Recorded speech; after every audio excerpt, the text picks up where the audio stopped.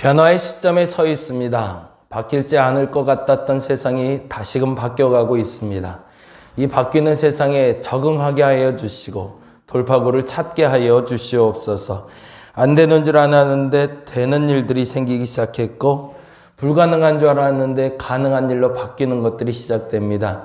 이때일수록 더욱더 긴장하고 하나님 앞에 깨어있게 하여 주옵시고 하나님의 옳은 뜻에 따라서 움직이게 하여 주시옵소서. 하나님, 지혜가 필요하겠습니다. 결단이 필요하겠습니다. 우리에게 그 지혜와 결단을 허락하여 주시사 시작되는 한 날 한 날들이 그리고 한 주 한 주가 그리고 내게 주어진 문제들에서 바른 선택과 바른 결단을 통해 바른 것들만 이루어지게 하여 주시옵소서. 그간에 어그러졌던 것들에 대해서 온전히 회개하게 하여 주옵시고 바르게 회개하게 하여 주옵시고 그래서 바르게 치우고 바르게 시작할 수 있는 저들 되게 하여 주옵소서. 다시금 기도를 위해서 모입니다. 하나님, 기도할 때 응답하신 줄 믿사오니 이 기도의 시간을 잘 활용하게 하여 주옵시고 이 시간을 통해서 하나님 저들에게 역사하여 주시고 응답하여 주시옵소서. 감사합니다. 고마우신 예수 그리스도의 이름으로 기도드렸습니다. 아멘, 아멘. 오늘은 사무엘하 이제 보기 시작합니다. 사무엘사 2장 1절에서 11절까지 보겠습니다. 사무엘하 2장 1절에서 11절. 제 권사님이 딱 맞춰 오셨네. 사무엘하 시작할 때. 네. 사무엘하 1장. 영범이도 마찬가지고. 예. 한 권 시작했으니까 한 권 끝날 때까지는 같이 갑시다. 네. 성경 전체 다 끝날 때까지 같이 갔으면 좋겠네요. 사무엘하 2장 1절에서 11절까지 우리 같이 한 목소리로 천천히 읽도록 하겠습니다. 그 후에 다윗이 여호와께 여쭈아르되 내가 유다 한 성읍으로 올라가리이까? 여호와께서 이르시되 올라가라. 다윗이 아뢰되 어디로 가리이까? 이르시되 헤브론으로 갈지니라. 다윗이 그의 두 아내 이스라엘 여인 아히노암과 갈멜 사람 나발의 아내였던 아비가일을 데리고 그리로 올라갈 때에 또 자기와 함께한 추종자들과 그들의 가족들을 다윗이 다 데리고 올라가서 헤브론 각 성읍에 살게 하니라. 유다 사람들이 와서 거기서 다윗에게 기름을 부어 유다 족속의 왕으로 삼았더라. 어떤 사람이 다윗에게 말하여 이르되 사울을 장사한 사람은 길앗 야베스 사람들이니이다 하매 다윗이 길앗 야베스 사람들에게 전령들을 보내 그들에게 이르되 너희가 너희 주 사울에게 이처럼 은혜를 베풀어 그를 장사하였으니 여호와께 복을 받을지어다. 너희가 하였으니 이제 여호와께서 은혜와 진리로 너희에게 베푸시기를 원하고 나도 이 선한 일을 너희에게 갚으리니 이제 너희는 손을 강하게 하고 담대히 할지어다. 너희 주 사울이 죽었고 또 유다 족속이 내게 기름을 부어 그들의 왕으로 삼았음이니라 하니라. 사울의 군대 장관 넬의 아들 아브넬이 이미 사울의 아들 이스보셋을 데리고 마하나임으로 건너가 길르앗과 아술과 이스라엘과 에브라임과 베냐민과 온 이스라엘 왕으로 삼았더라. 사울의 아들 이스보셋이 이스라엘의 왕이 될 때에 나이가 40세이며 2해 동안 왕위에 있으니라. 유다 족속은 다윗을 따르니 다윗이 헤브론에서 유다 족속의 왕이 된 날수는 7년 6개월이었더라. 이제부터 날짜들이 이렇게 나오기 시작해요. 그래서 그 날짜들은 잘 기억을 해놓으시면 성경의 역사에 대해서 날수가 기억될 때 그 날수가 정확히 우리가 세우는 그 날수로 정확히 기억되는 것들도 있고요. 추측되는 날수들도 있어요. 그래서 그 날수들을 개념으로 해서 성경의 연대가 대략 언제까지인지를 가늠해 볼 수 있고 한 사람이 일정들이 어떻게 지낸지를 살짝 살펴볼 수 있는데 오늘 이 10절, 11절을 통해서는 다윗이 사울이 죽은 후에 행보가 일정을 어떻게 진행되고 있는지를 살짝 살펴볼 수 있습니다. 그래서 10절과 11절에 동그라미를 해놓으시는데 여기다가 동그라미를 해놓을게요. 사울의 아들 이스보셋이 이스라엘의 왕이 될 때 나이가 40세이며 그 다음에 뭐라고 돼 있죠? 예, 2해 동안 돼 있죠. 거기다 동그라미를 좀 해놓으시고요. 2해 동안 왕이 있으니라 유다 족속은 다윗을 따르니라고 되어 있잖아요. 그러면 다윗이 왕이 된 때에 어디서? 유다의 왕이 된 때에 이스보셋은 이스라엘의 왕이었더라라고 되어 있죠. 그런데 이스보셋이 왕 위에 있은 지가 2년이고 그리고 그동안 다윗도 왕이었다는 거죠. 겹치는 기간은 몇 년이라는 거죠? 2년이라는 거죠. 그러면 여러분한테 질문을 던져야 돼요. 사울이 죽은 후에 이스보셋이 왕이 된 건 언제쯤이었을까?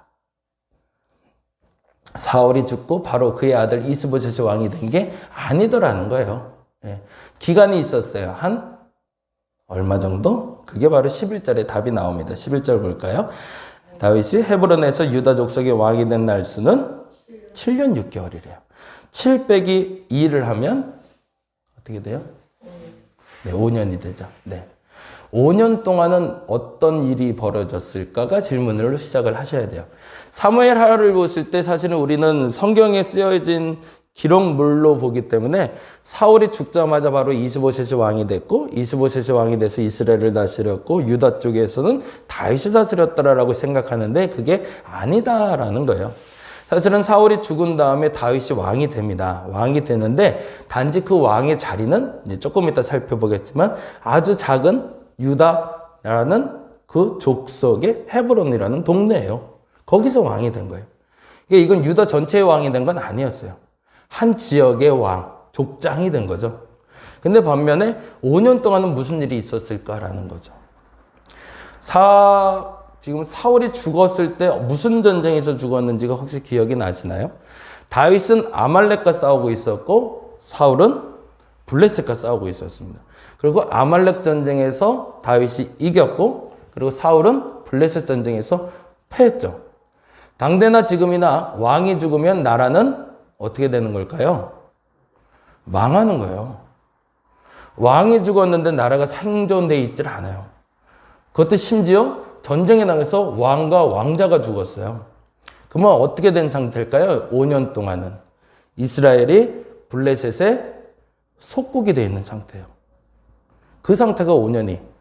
그리고 그 기간이 끝나고 나서 다윗의 아들이 아니라 사울의 아들 이스보셋이 이 나라를 다시 한번 회복해보고자 왕이 된 사건이 지금 기록된 사건입니다. 이게 5년 동안은 혼돈기였던 거예요. 그리고 그 5년 동안 무슨 일이 벌어졌는지가 기록된 게 1, 2, 3장이 됩니다. 무슨 얘기인지가 아시겠죠? 이게 지금 우리는 그냥 성경을 딱 보다가 다윗이 이스라엘의 왕이 된 게 유다에서 7년이고 그 다음에 이스라엘 왕이 된 게 언제다. 그래서 나이 40에 왕이 됐더라 그러니까 그렇게 흘러갔겠구나. 그리고 나라는 두 개로 갈라졌고 유다 전체의 왕이 됐다 이렇게 생각하는데 그게 아니라 한 족속의 왕으로서 계속 무엇을 하고 있는지를 살펴본다는 얘기입니다. 이제 이렇게 그냥 큰 틀에서 정리를 해놓고 이제 시작을 하려고 합니다. 사무엘하 1장은 이렇게 질문을 던지면 좋을 것 같아요. 아말렉 청년과의 대화는 무엇인가? 아말렉 청년과의 대화는 무엇인가? 이 청년의 가장 큰 기회이자 실수가 여기서 발생을 하는데 앞서 말씀드린 대로 사무엘하 1장을 시작할 때 두 가지의 큰 전쟁이 이스라엘에게 있었던 거죠. 첫 번째 전쟁은 사울과 블레셋의 전쟁이고 또 하나는 다윗과 어디의 전쟁이라고 그랬죠? 아말렉과의 전쟁이었어요. 그러면 아말렉과의 전쟁을 통해서 아말렉은 어떻게 됐죠? 다윗에게 졌어요. 전멸을 한 상태란 말이죠. 근데 블레셋과의 싸움에서 블레셋은 이겼어요. 지금 이 상황을 아말렉 청년은 읽어냈던 거죠. 여기 있겠다간 죽을 것 같은 거예요. 다윗 앞에 아말렉 사람으로 또다시 나타났던 난 죽을 수밖에 없으니 기회를 잡아야겠다고 생각했는데 때마침 전령을 통해서 재미난 이야기를 듣게 된 거죠. 블레셋 전투에서 사울과 요나단이 죽었다는 얘기를 들은 거예요. 이 얘기는 사실은 이제 나중에 열왕기상 역대상 볼 때 역대상 10장에서 다시 한번 반복되고 있는데 사울이 죽는 장면이 나오는데 역대상에서는 사울이 자살한 걸로 나와요. 아말렉이 죽인 게 아니에요. 그러니까 실질적으로 아말렉 소년은 뭘 하고 있었던 거죠? 이번 기회를 통해서 나도 살고 이왕이면 다윗 편에서 조금 승승장구하고 싶었던 기회를 노렸던 거죠. 그러니까 역사 기록상으로 보자면 이 두 가지 기록을 보면 아말렉 청년이 사울의 마지막에 죽임을 이루었던 사람은 아니었던 거죠. 근데 문제는 다윗에게는 지금 승승장구하고 있기도 했지만 아말렉에 대한 미움이 클 때였거든요. 근데 그때 아말렉 청년이 와서 내가 사울을 죽였나이다 라고 얘기했으니 그게 곱게 보일 수 없었던 거죠. 근데 중요한 것은 이 아말렉 청년과의 대화를 통해서 다윗의 선택이 어떻게 되는가입니다. 사람들의 눈에 봤을 때는 누군가 내 평생 원수로 여겨졌던 사람을 제거해 줬다면 고마워해야죠. 하루 이틀도 아니고 몇십 년 동안 나를 쫓아다녔던 그 사울이 죽었다는 소식을 전하면서 내가 죽였습니다라고 하면 그 사람을 품어줘야 되는 게 당연한 걸로 사람들에게 보이잖아요. 근데 다윗은 다음과 같이 행동하는 거죠. 14절, 15절입니다. 14절 볼까요? 14절 말씀. 1장 14절입니다. 다윗이 그에게 이르되 내가 어찌하여 손을 들어 뭐라고 되어 있죠?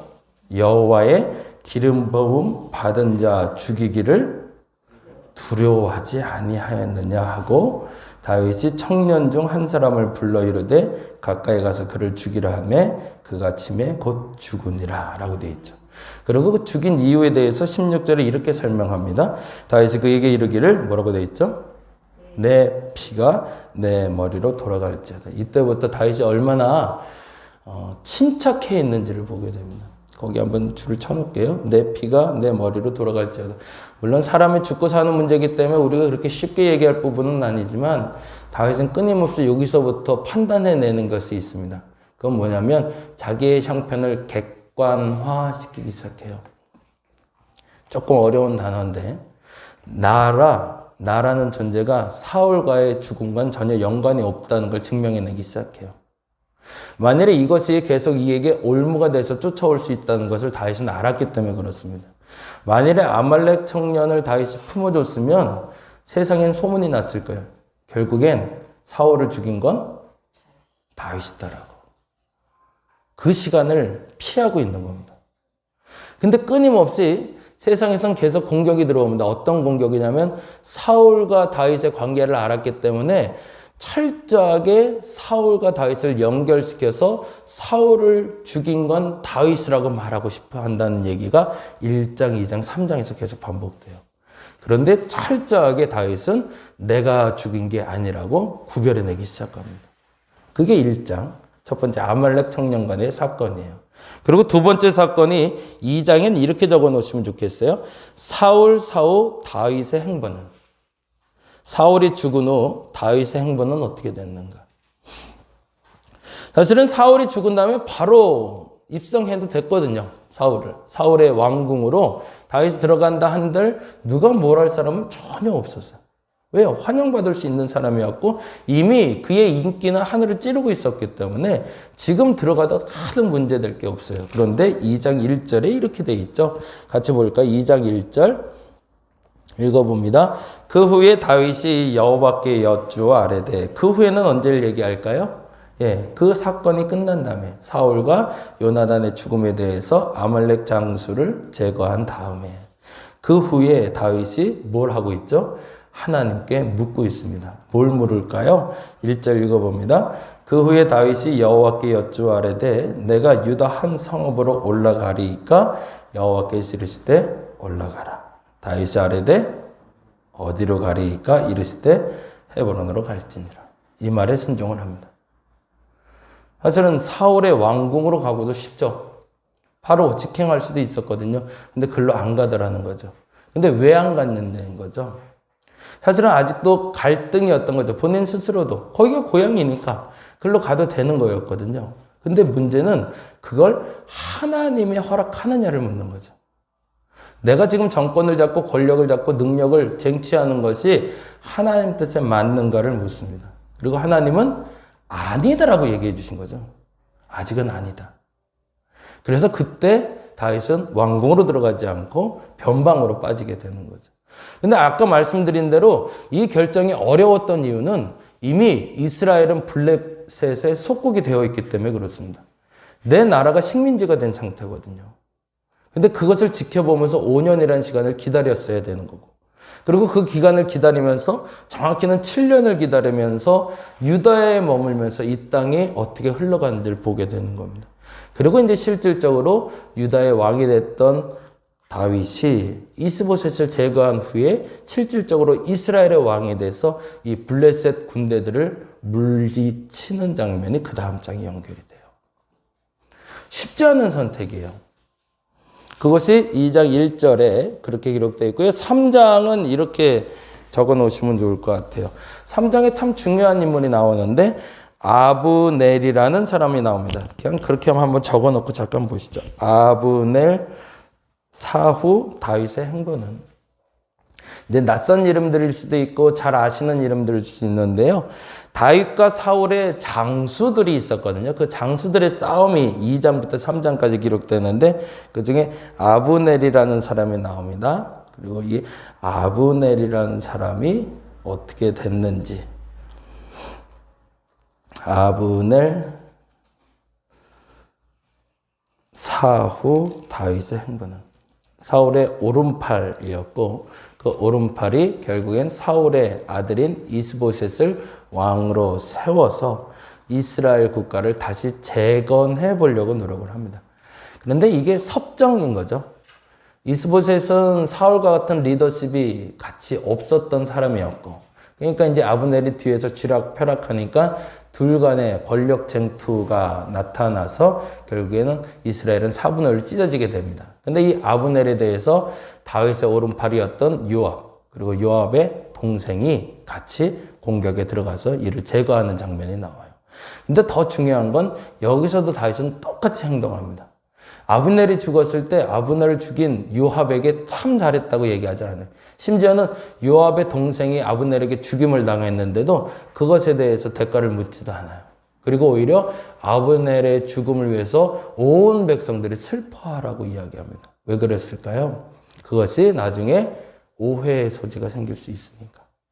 그래서 철저하게 그 자리를 피하고 있는 다윗을 만나게 돼요. 뭔가 잡을 수 있을 때일수록 더욱 신중해야 됩니다. 뭔가 될 것 같을 때가 있어요. 내가 손가락만 까딱해도 될 것 같을 때가 있어요. 어저께 말씀드릴 때는 다급할 때였어요. 뭔가 해도 안 될 때였어요. 그때도 신중하는 건 맞죠. 어제도 그 얘기 드렸지만 우리는 기도하는 이유는 다급해서 하거든요. 근데 그 다급할 때는 두 가지의 다급함이 있어요. 첫째는 뭐가 해도 안 돼요. 하려고 하는데 아무것도 안 되고 문제만 계속 터져요. 그래서 다급해져요. 그래서 기도해요. 그런데 더 중요한 때가 있어요. 뭔가 되고자 할 때예요. 근데 이상하게 뭔가 안 풀릴 땐 하나님 앞에 나오는데 뭔가 되려고 그러면 하나님 앞에 나오질 않아요. 그리고 내가 또 다급해져서 실수를 범하는 경우를 봅니다. 다윗은 그 시간을 7년을 보냅니다. 왜요? 하나님의 시간이 무르익지 않았기 때문이었죠. 오늘은 그렇게 기도했으면 좋겠습니다. 이 기도의 자리가 여러분에게 기회가 됐으면 좋겠습니다. 근데 기회가 된다는 건 조금 더 신중해지는 걸 말합니다. 더 정확히 말하면 조급할 수 있을 때 신중할 수 있는 사람이 진짜 기회를 잡는 사람입니다. 조급할 수 있을 때, 문제 때문에 쫓겨서 아니면 뭔가 잡을 것 같아서 그 불안함이 내게 사로잡힐 때, 그때일수록 여러분이 이 기도의 자리를 지켜서 다윗처럼 견고하게 그 시작을 열 수 있는 저와 여러분 되시기를 간절히 바랍니다. 이때 제일 많이 생기는 게 바로 오해이기 때문에 그래요. 뭔가 하고자 할 때. 그때 주변에서 유혹처럼 다가오는 다양한 손길들이 있습니다. 그 손길들을 제거하시고 하나님 앞에 온전히 서서 이 얘기 이제 금요일 날 조금 구체적으로 말씀드릴 텐데 금요 기도회 통해서 말씀드릴게요. 그래서 다윗과 사울을 비유해서 어떻게 다윗이 왕권을 잡아가는데 다윗은 어떤 마음으로 지금 계속 나가고 있는지는 좀 더 구체적으로 설명을 드릴게요. 오늘은 그렇게 기도했으면 좋겠습니다. 뭔가 잡을 수 있을 때 신중하게 하옵소서.